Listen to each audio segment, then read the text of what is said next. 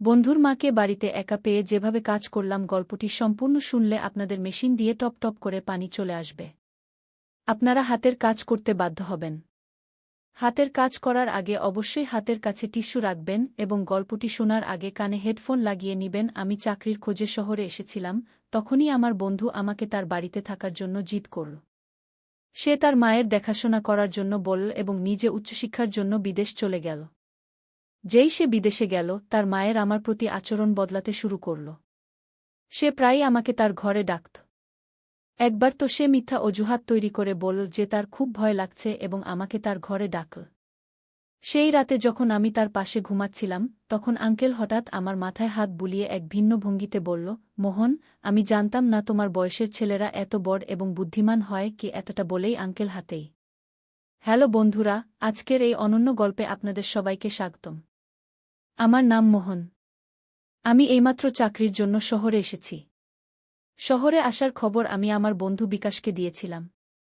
বিকাশ আমার সোশ্যাল মিডিয়ার বন্ধু ছিল। আমাদের বন্ধুত্ব ডিজিটাল ছিল, কিন্তু খুব গভীর। যেই আমি শহরে পৌঁছালাম, বিকাশ আমাকে স্টেশন থেকে নিতে এল এবং সেখান থেকে সরাসরি তার বাড়িতে নিয়ে গেল। বিকাশের বাড়িতে পৌঁছেই আমার নজর পড়ল এক সুন্দরী মহিলার উপর এবং আমি তাকে বিকাশের বোন ভেবে নিলাম। তখনই বিকাশ আমার ভুল ভাঙিয়ে দিয়ে বলল, মোহন, এটা আমার বোন নয়, এটা আমার মা গু। আঙ্কেল এত সুন্দর এবং যুবতী দেখাচ্ছিলেন যে আমি তাকে তার বোন ভেবেছিলাম। আঙ্কেল একজন যুবতী মেয়ের মতো লাগছিল। আমি তাকে আগে কখনো দেখিনি, তাই আমার ভ্রম হওয়া স্বাভাবিক ছিল। সেই দিন বিকাশের সাথে দেখা করে আমি খুব খুশি হয়েছিলাম। দুপুরের খাবারের পর আমি সেখান থেকে বের হতে লাগলাম, কারণ আমাকে আমার থাকার ব্যবস্থা দেখতে হবে। আমি বললাম আমার কাজ আছে এবং সেখান থেকে বের হতে লাগলাম, তখনই বিকাশ আমাকে থামাল। সে বলল, মোহন, তুমি হোস্টেল বা ভাড়া বাড়ি খুঁজছ কেন? যখন তোমার নিজের বাড়ি আছে তখন তোমার হোস্টেলে থাকা ঠিক নয়। তখন আমি বললাম, নিজের বাড়ি? এতে বিকাশ বলল, আমার বন্ধু, এত তাড়াতাড়ি তুমি আমাকে পরায়া করে দিলে? আমি শহুরে হতে পারি, কিন্তু আমিও বন্ধুত্ব রাখতে জানি। দেখো, এই বাড়িতে আমি এবং আমার মা থাকি। এখানে তুমি সহজেই অ্যাডজাস্ট করতে পারবে। যাই হোক, এখন আমি আমার উচ্চশিক্ষার জন্য কয়েক বছরের জন্য বিদেশ যাচ্ছি, তাই মায়ের দেখাশোনার জন্য তার কারও প্রয়োজন হবে। আমার বিদেশ যাওয়ার পর তুমিও আমার মতো আমার মায়ের দেখাশোনা করবে কি? বিকাশের কথা শুনে আমি আবেগপ্রবণ হয়ে গিয়েছিলাম, কারণ সে আমাকে পরায়া মনে করেনি, বরং নিজের মতো মনে করেছিল।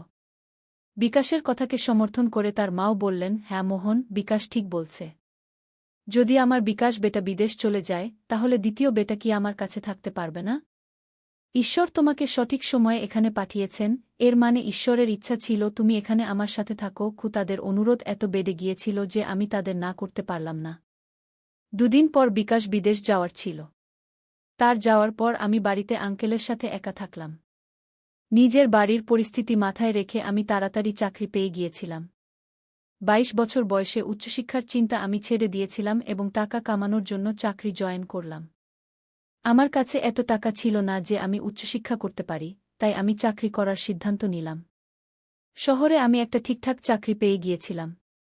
এদিকে বিকাশের ভাগ্য খুব ভালো ছিল যে সে 22 বছর বয়সে বিদেশে পড়ার সুযোগ পেয়েছিল।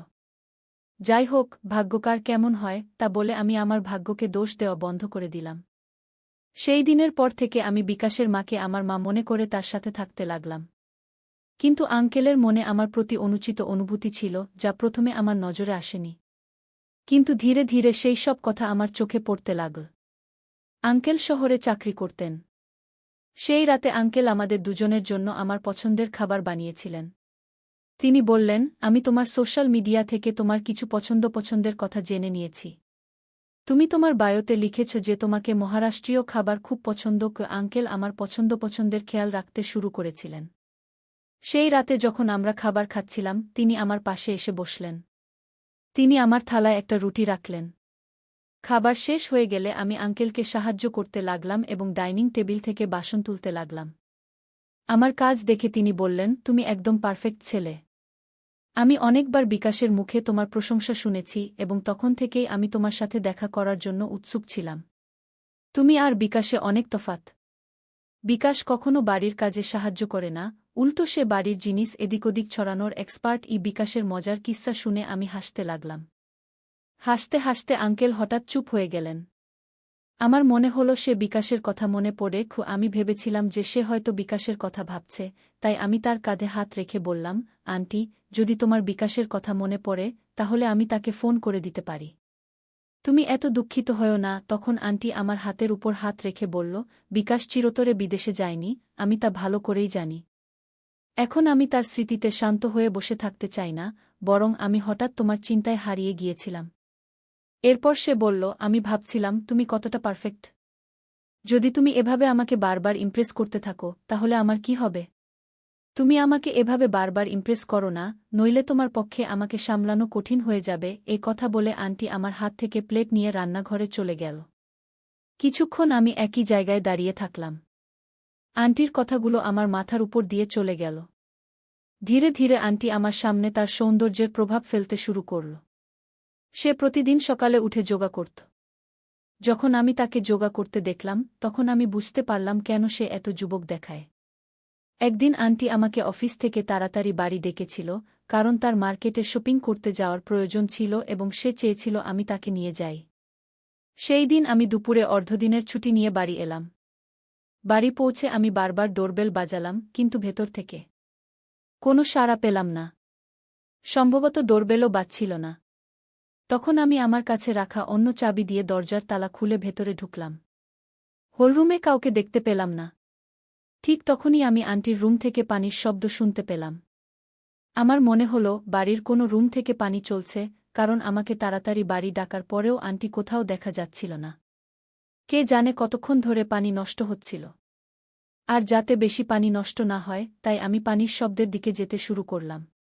পানির শব্দের দিকে এগিয়ে আমি একটি রুমের কাছে পৌঁছালাম, যেখান থেকে বাথরুমে পানির শব্দ আসছিল। আমি দরজা খুলতে হাত বাড়ালাম, ঠিক তখনই ভেতর থেকে দরজা খুলে গেল। সামনে আমি আন্টিকে দাঁড়িয়ে থাকতে দেখলাম, যে সম্পূর্ণ ভিজে গিয়েছিল। তার মুখে ভেজা চুল থেকে পানির ছোট ছোট ধারা পড়ছিল। তার সেই মোহনীয় রূপ দেখে কিছুক্ষণের জন্য আমি সেখানে দাঁড়িয়ে থাকলাম এবং তাকে একদৃষ্টে তাকিয়ে রইলাম। আন্টির সেই সৌন্দর্যে এতটাই হারিয়ে গিয়েছিলাম যে আমার হুঁশ ছিল না। যখন আমি দরজা বন্ধ হওয়ার শব্দ শুনলাম তখন আমার হুঁশ ফিরল। আমি বুঝতে পারলাম আন্টি আমাকে সামনে দেখে আবার বাথরুমের ভেতর দরজা বন্ধ করে দিয়েছে। আমি সেখান থেকে বেরিয়ে হলরুমে এসে বসলাম।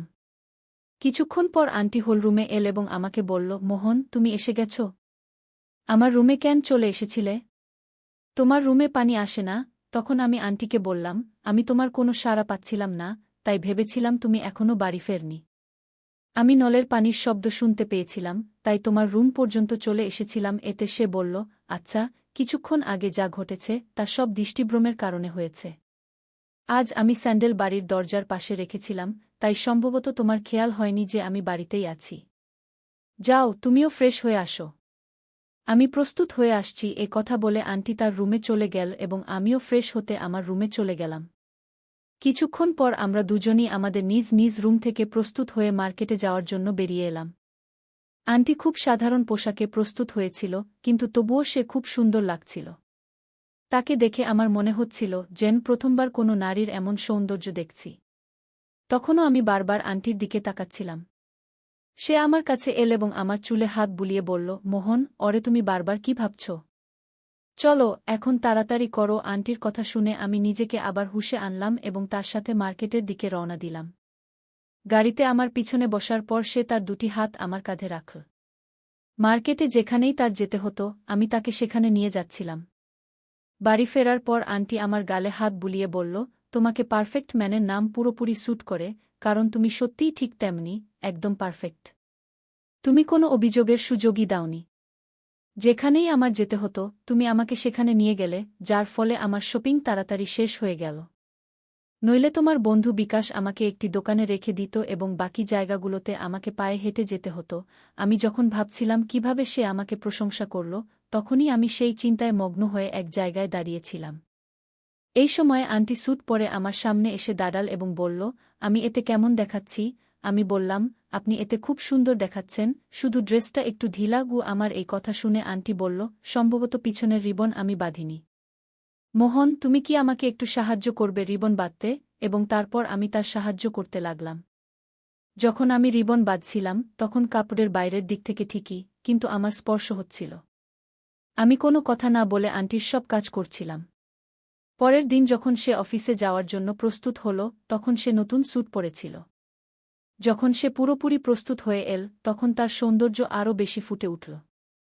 সেই দিন আন্টি আমাকে বলল, গতকাল তুমি দুপুরের সময় আমার জন্য অর্ধদিনের ছুটি নিয়েছিলে। আজ সকালেও কিছু ঘন্টার জন্য অর্ধদিনের ছুটি নাও এবং আমার সাথে অফিসে চলো। ও আন্টি আমাকে তার অফিসে কেন নিয়ে যাচ্ছিল তা সে ঠিকভাবে বলেনি। যখন আমরা অফিসে পৌঁছলাম এবং তার ফ্লোরে প্রবেশ করলাম, তখন সে আমার হাত ধরে ফেল। আন্টির এই অদ্ভুত আচরণ আমি বুঝতে পারিনি। তার অফিসের অনেক কর্মী আমাদের বিভিন্ন দৃষ্টিতে দেখছিল। আন্টি দেখতে এত বয়স্ক ছিল না, কিন্তু সে আমাকে তার অফিসে কেন নিয়ে গেল তা আমি বুঝতে পারছিলাম না। সে আমাকে শুধু তার ফ্লোরে নয়, তার বসের কেবিনেও নিয়ে গেল। তার বস আমাদের অদ্ভুত দৃষ্টিতে দেখছিলেন। আন্টি বসের সাথে আমার পরিচয় করিয়ে দিয়ে বলল, এটি আমার মোহন। কি এমন কথা বলে সে আমার পরিচয় দিল? কোনো ছেলের পরিচয় কেউ এভাবে করায়? বসের সাথে পরিচয়ের পর আন্টি আমাকে বাইরে নিয়ে এল এবং আমাকে সেখান থেকে যেতে বলল। আন্টির অফিসে আমি তার থেকে কোনো প্রশ্ন করতে পারিনি। যখন সন্ধ্যায় বাড়ি ফিরলাম, তখন আন্টির আচরণ একটু অদ্ভুত ছিল। বাড়ি ফিরেই আন্টি আমাকে জড়িয়ে ধরে বলল, আজ তুমি আমার সাথে অফিসে এসে আমার অনেক বড় সাহায্য করেছ। ওই আন্টি আমার সাথে কথা বলছিল, এমন সময় হঠাৎ জোরে বজ্রপাত হল, যার শব্দে আন্টি ভয় পেয়ে গেল এবং সে আমাকে জড়িয়ে ধরে ফেল। সেই সময় তার সেই জড়িয়ে ধরা ভাবনা একটু আলাদাই ছিল। যখন বজ্রপাতের শব্দ বন্ধ হল, তখন আন্টি আমার থেকে দূরে সরে গেল। কিন্তু যাওয়ার সময় আমার মুখে হাত বুলিয়ে বলল, ভালো হল তুমি তাড়াতাড়ি বাড়ি ফিরে এসেছ। দেখো না, তোমার আসার কিছুক্ষণ পরেই এত জোরে বৃষ্টি শুরু হয়ে গেল। ও আন্টি আমার জন্য বেশি চিন্তা করতে শুরু করেছিল এবং তার এই চিন্তা আমার ভালো লাগছিল। কিন্তু একই সাথে আমার তার উপর কিছু সন্দেহ হচ্ছিল। সেই সময় আন্টি দরজায় দাঁড়িয়ে উৎসুকভাবে বৃষ্টি দেখছিল, কিন্তু বাইরে যেতে ভয় পাচ্ছিল। তার মুখ থেকে আমি স্পষ্ট দেখতে পাচ্ছিলাম যে সে বৃষ্টিতে ভিজতে চায়। তখন আমি তার হাত ধরে তাকে বাইরে কম্পাউন্ডে নিয়ে গেলাম। আন্টি বৃষ্টিতে ভিজতে ভয় পাচ্ছিল, কিন্তু আমি তার হাত ধরে তাকে বৃষ্টির মজা নিতে বললাম। বৃষ্টির আনন্দ নিতে গিয়ে তার মুখে যে খুশি ছিল তা দেখে আমিও খুব খুশি হচ্ছিলাম। আন্টি সম্পর্কে আমার মনে কী অনুভূতি হচ্ছিল তা আমি নিজেও বুঝতে পারছিলাম না। আন্টি যেন কোনো বলিউড চলচ্চিত্রের মতো বৃষ্টিতে ভিজতে শুরু করল। সে বৃষ্টিতে মেতে গিয়ে বারবার আমার চারপাশে ঘুরছিল এবং আমার হাত ধরে নাচার চেষ্টা করছিল। তখন আন্টি আমাকে বলল, মোহন, তুমি সত্যিই খুব আলাদা। আজ তোমার সাথে পানিতে ভিজতে গিয়ে আমার মনে হচ্ছে যেন আমি কোনো চলচ্চিত্রের নায়িকা আর তুমি আমার নায়ক। ও আন্টি এই সব কথা খুব স্বাভাবিকভাবে বলে দিল, কিন্তু আমার মনে এর প্রভাব একটু আলাদা রকম হচ্ছিল। বাড়িতে ঢোকার সাথে সাথেই আন্টি আমার জন্য তোয়ালে নিয়ে এল এবং নিজের হাতে আমার চুল মুছতে লাগল। তখনই আমাদের চোখে চোখ পড়ল এবং আন্টি আমাকে খুব স্নেহের দৃষ্টিতে দেখছিল। আন্টি বলল, মোহন, তুমি যেভাবে আমার সাথে কথা বল তা বিকাশ কখনো বলেনি। সে তো সবসময় তার পড়াশোনায় ব্যস্ত থাকত। সে কথা বলছিল। এমন সময় আমি তাকে জিজ্ঞাসা করলাম, আন্টি, তুমি তোমার বসের সাথে আমার পরিচয় আমার মোহন বলে কেন করালে? এর মানে কি? এটি শুনে আন্টি একদম চমকে গেল এবং সেখান থেকে চলে গেল। কিন্তু রাতে ঘুমানোর সময় আন্টি আমাকে তার রুমে ডাকল। সে বলল, আজ আমার খুব ভয় লাগছে। তুমি কি আজ আমার রুমে ঘুমাতে পারো? সাহায্যের স্বরূপ আমি আন্টির রুমে ঘুমানোর জন্য প্রস্তুত হলাম। সেই রাতে আন্টির রুমে ঘুমানোর সময় আমার বারবার মনে হচ্ছিল যেন কেউ আমাদের রুমের গুপ্তচরবৃত্তি করছে। আমার চোখ কখনো দরজায়, কখনো জানালায় যাচ্ছিল। ঘুমানোর আগে আমি আন্টির দিকে তাকালাম, তখন সে আমাকে দেখছিল। আন্টি বলল, মোহন, তুমি এখনো ঘুমাওনি? আমি উত্তর দিলাম, আমার মনে হচ্ছে কেউ এই রুমের গুপ্তচরবৃত্তি করছে। এতে আন্টি বলল, আমাকেও তখন থেকে এটি ঠিক এমনই মনে হচ্ছিল, তাই আমিও ঘুমাতে পারিনি। সম্ভবত এটি আমাদের ভ্রম ছিল। এ কথা বলে আন্টি আমাকে স্পর্শ করে ঘুমানোর চেষ্টা করলেন। কিছুক্ষণ পরই হঠাৎ ঘরের লাইট চলে গেল এবং কেউ মায়ের কণ্ঠে ডাক দিল। এই আওয়াজে আমার এবং আন্টির ঘুম ভেঙে গেল। উঠে দেখলাম বিকাশ সামনে দাঁড়িয়ে আছে। সে আমাদের দিকে তাকিয়েছিল এবং তার মাকে বলল, মা, তুমি এটা কি করছ? মোহন আমার বন্ধু। তোমার জন্য এমন আচরণ শোভনীয় নয়। এখন তোমাকে মা বলতেও আমার লজ্জা হচ্ছে। আমি বিকাশকে বললাম, বিকাশ, তুমি অকারণে এমন ভাবো না। আন্টির ভয় হচ্ছিল, তাই তিনি আমাকে তার ঘরে ঘুমাতে ডেকেছিলেন। কিন্তু আন্টি যেভাবে আমাকে স্পর্শ করেছিলেন তা দেখে যে কেউ ভুল বুঝতে পারত। বিকাশ তার মায়ের উপর অযৌক্তিক কথা বলতে শুরু করল। তা শুনে মনে হচ্ছিল সে হঠাৎ বাড়ি আসেনি, বরং এটি তার কোনো পরিকল্পনা ছিল। আমি বিকাশকে বললাম, বিকাশ, এত ছোট বিষয়ে তুমি আন্টির উপর কিভাবে এমন অভিযোগ করতে পার? তুমি নিশ্চয়ই অন্য কোনো রাগ প্রকাশ করছ। আর আমাকে বল, তুমি তো বিদেশে গিয়েছিলে, হঠাৎ বাড়ি কিভাবে এলো? এতে বিকাশ বলল, আমি বিদেশে যেতে পারিনি, কারণ আমার মায়ের কাছে পর্যাপ্ত টাকা ছিল না। মা টাকার ব্যবস্থা করতে পারেননি, তাই আমি আমার চাচার কাছ থেকে কিছু টাকা নিতে গিয়েছিলাম। আমি মাকে বলিনি যে আমি চাচার কাছে গিয়েছি। যেদিন আমি চাচার কাছে টাকা নিতে গিয়েছিলাম, তিনি আমাকে মায়ের সম্পর্কে কিছু কথা বলেছিলেন, যা আমি আগে লক্ষ্য করিনি। আমার চাচা আমাকে বলেছিলেন যে আমরা কয়েকবার তোমার মাকে কোনো অপরিচিত পুরুষের সাথে ঘুরতে দেখেছি। আমি তার কথায় বিশ্বাস করেছিলাম, কারণ তার কথা সন্দেহ করার কোনো কারণ ছিল না। আমার বাবা না থাকা সত্ত্বেও মা এত সাজগোজ করতেন, কিন্তু এটা কার জন্য? আমি কখনোই এদিকে মনোযোগ দিইনি। সেই দিন চাচা আমার চোখ খুলে দিয়েছিলেন। তখনই আমি পরিকল্পনা করেছিলাম যে আমি মায়ের উপর নজর রাখব। সেই সময় তুমিও শহরে আসছিলে। আমার পরিকল্পনা অনুযায়ী আমি বলেছিলাম যে আমি দেশে যাচ্ছি এবং তোমাকে মায়ের সাথে থাকার জন্য জিদ করেছিলাম। আমি জানতাম যে আমার মায়ের খারাপ প্রভাব তোমার উপরও পড়তে শুরু করবে। তোমরা দুজনের মধ্যে যা চলছিল তা আমি বুঝতে পেরেছিলাম। মোহন, আমি তোমাকে এর জন্য দোষী মনে করি না। আসলে ভুল আমার মায়ের। তার নিয়ত খারাপ। তুমি শুধু তার কথায় প্রভাবিত হয়েছ। যখন বিকাশ শান্ত হল, তখন আমি তাকে বললাম, তুমি তোমার মায়ের উপর অভিযোগ করেছ, এখন খুশি হয়েছ? এখন বল, আর কিছু বাকি আছে কি? যদি থাকে তাহলে সেটাও বলে ফেল, কারণ পরে তোমার বলার সুযোগ থাকবে না। তখন আমি বললাম, বিকাশ, তুমি আমাদের উপর নজর রেখেছ, কিন্তু যা তুমি দেখার চেষ্টা করছিলে তা তুমি দেখনি। সে আমাকে তার অফিসে নিয়ে গিয়েছিল কারণ তার নতুন বস তার উপর নজর রাখছিল এবং তার সামনে এটা প্রমাণ করতে চেয়েছিল যে সে একা নয়, তার সাথে তার যুবক ছেলেও আছে। বসকে ছেলের ভয় দেখানোর জন্য সে আমাকে অফিসে নিয়ে গিয়েছিল।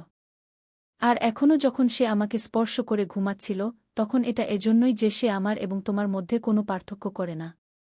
যদি তুমি অন্যের কথা শোনার বদলে তোমার মাকে বোঝার চেষ্টা করতে, তাহলে তোমার মুখ থেকে মায়ের সম্পর্কে এমন অশোভন কথা বের হতো না। কয়েকদিনের মধ্যেই আমি বুঝতে পেরেছিলাম যে আন্টি বাড়িতে থাকা সত্ত্বেও একা ছিলেন, যদিও তার যুবক ছেলে তার সাথে ছিল। তিনি তোমার কারণে দ্বিতীয় বিয়ে করেননি। তিনি শুধু তোমার জন্যই বেঁচে ছিলেন।